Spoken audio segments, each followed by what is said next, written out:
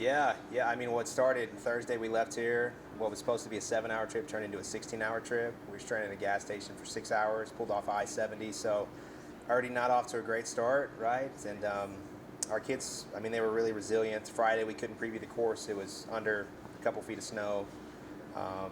All the reports they were saying that was a historical snowstorm for Denver, like the worst they've had in 30 years. So, we were expecting to be rough, and then they kept pushing the start time back further and further. We finally ended up running at 2 and 3:15 there on Saturday, and the course for the most part was pretty nice. Like, hats off to Denver and MSU for doing a phenomenal job of having their entire track and field team out there, plowing what they could.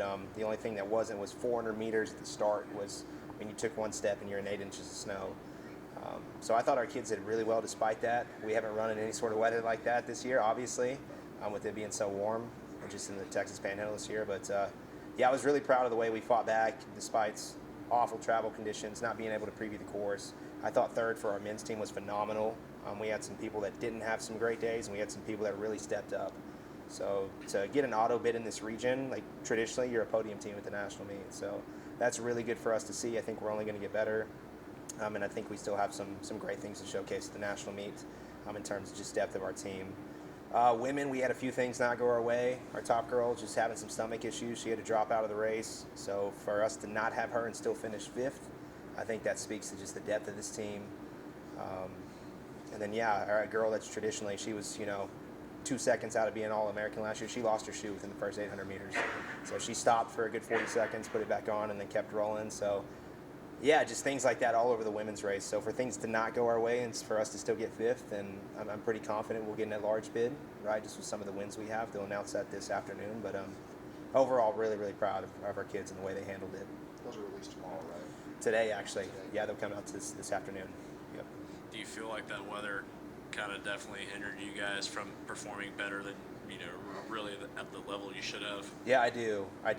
And I feel, a lot of those teams, being in the RMAC, they've experienced a lot of conditions like that, just being in Colorado. And a big thing for us was the altitude as well. Like, as a coach, I really try to downplay it, but at the end of the day, we're going up over 1,000 feet, and some of those schools are coming down 2,500 feet, So I think for us to toe the line with them in a situation where we know things are kind of weighted not so fair in our favor, and for us to still perform well, I think we're only going to be better come nationals.